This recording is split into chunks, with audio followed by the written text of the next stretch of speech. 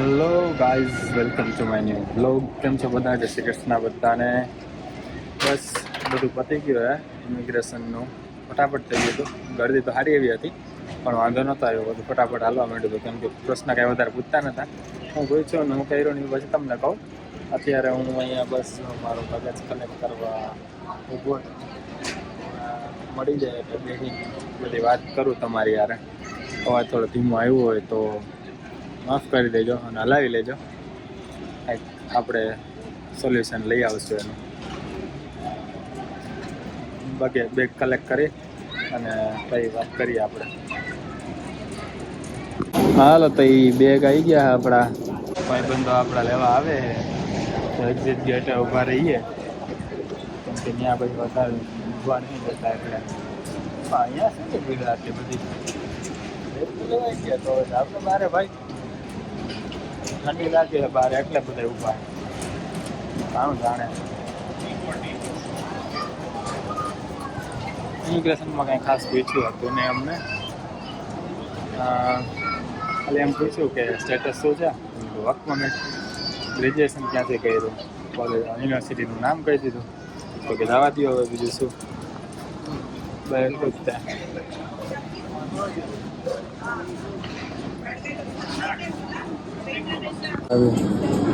પહેલાં કમ્પ્યુટરમાં આપણે ડિટેલ નાખીને આવી રિસિપ્ટ કાર્ડ લેવાની અને પછી તમને જેમ બતાવ્યું હતું મેં ઇમિગ્રેશનની લાઈનમાં ઊભું રહેવાનું અને જે પૂછ્યું એ તો તમને મેં જણાવી દીધું હમણાં.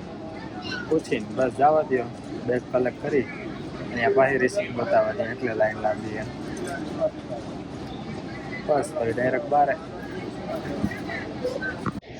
બહુ એટલે બહુ ઠંડી છે ભાઈ બહાર. ઓલું હોડીવાળું જેકેટ જે પહેર્યું હતું તો કાઢીને થેલામાં નાખીને આ જેકેટ પહેરી લીધું. તોય આ વિન્ટર જેકેટ તો નથી એટલે બહાર ઊભો તો પહેલાં મેં કીધું ઓલા આવે એટલે ચડી જ જાઓ ગાડીમાં એમ, પણ બહાર ઊભાણું નહીં. આ જેકેટનું કમી ના લાગે એટલે અને ઉધરસ સામે થોડી છે ઉધરસ. તો મેં કીધું અંદર ઊભું સારું તો અંદર આવતો રહ્યો અને ફોન કર્યો તમે આવીને ફોન કરો તો હું બહાર આવું છું અંદર ઊભો ભાઈ હું તો.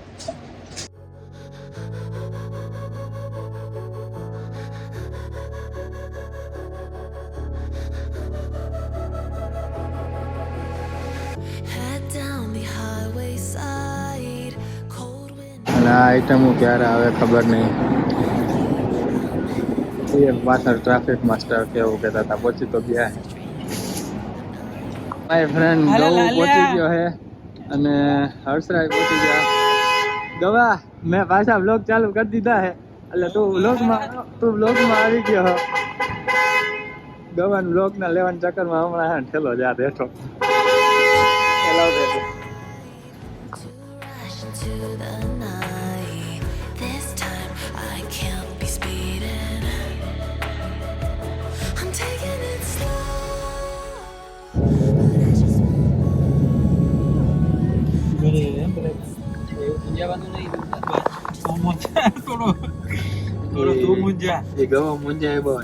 ગાડી બાજુ પેસેન્જર સીટે બેઠો હોય ને જોજો ભાઈ જોજો એમ જ કરતો હોય. હાલો બસ ઓલમોસ્ટ પહોંચવા આવ્યા છીએ અમે. ગોરંગ પાર્કના હાથમાં હે ને ગાડી આવી ગઈ છે.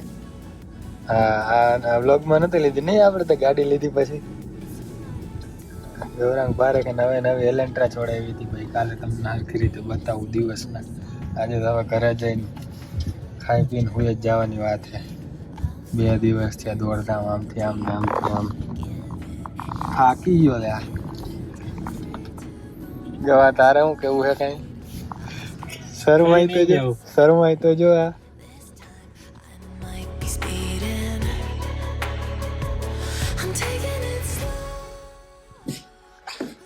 જોયેલા ઘરની હાલત બનાવી છે મસ્ત. જય માતાજી. મસ્ત સિરીઝ લેવા આ તો હે ગવા. હા લાઇટિંગ સારી લાવ્યા.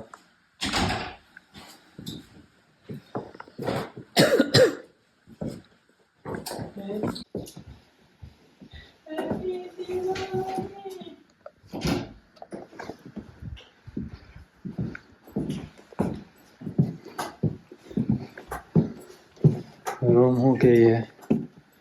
તો થાકી ગયો છો? ઓહ હવે ભાઈ, હીટિંગ બેડ વાળા દિવસના હોય છે. એટલે આ દીવલાનો હીટિંગ બેડ વાપરવાનો ગવાને. તે રાતે તો ચાલુ કર્યા છે નહીં બેટા આપણે. આવીને તરત ખીચડી મારી પાસે જ વઘાર આવડી આને. કા ડુંગળી કા પાલ 4 તું? 4 નહીં, કેવડી છે આમ કરતા તો 2 તો જોશે. એમથી નાની લેજે એક. જો બધું કટિંગ કરશે અને હું ખીચડી વઘારીશ. બોલ.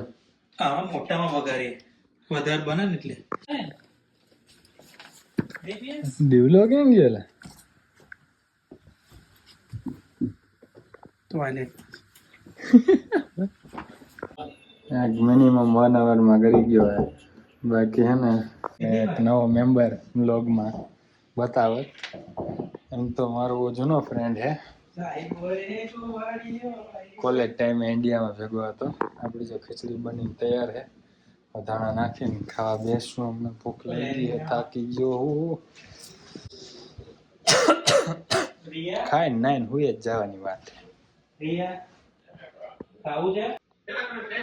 દોતે મિલન અધૂરું. કેમ છે દુલા? બસ શાંતિ શાંતિ હોય. કઈ કહી દે મારા વિશે.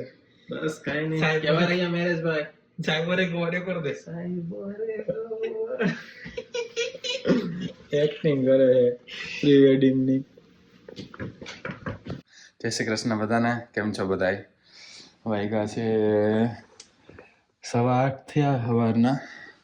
દીવલાને અત્યારે જોબે જવાનું હોય એટલે એને મૂકતો જાવ અને જીમ બી ત્યાં બાજુમાં જ છે. તો ચાલો કરી દે આજથી પાછી આપણે.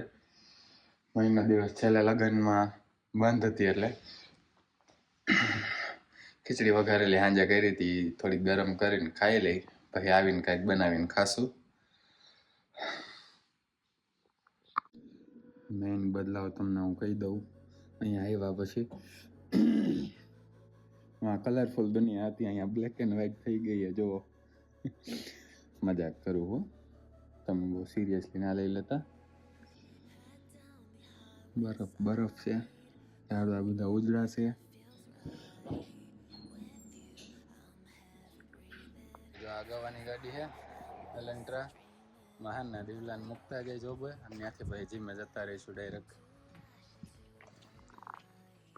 This time I can't be speeding. I'm taking it slow, but I just want more. બહુ ઠંડી હે ભાઈ બારે તો. ફટાફટ જીમમાંથી ડાયરેક્ટ ગાડીમાં જ આવ્યો. જામનગરમાં અત્યારે 23 ડિગ્રી છે અને અહીંયા 2 ડિગ્રી. વિચારી આવ્યો કેટલી ઠંડી છે. પવન સારો એવો છે. જઈએ ઘરે હવે. પહોંચી ગયા ઘરે. બસ જઈને નાહી ધોઈને હવે કંઈક ખાવાનું બનાવીને ખાઈએ અને આ બ્લોગની અહીંયા પૂરો કરીએ હવે. તો બહુ લાંબો થઈ જશે પછી. આશા રાખું બધા ખુશખુશાલ અને મજામાં આવીશો. મળીએ પછીના બ્લોગમાં. ત્યાં સુધી જય Shri Krishna, Ram Ram. Into my feelings, afraid to go on this ride.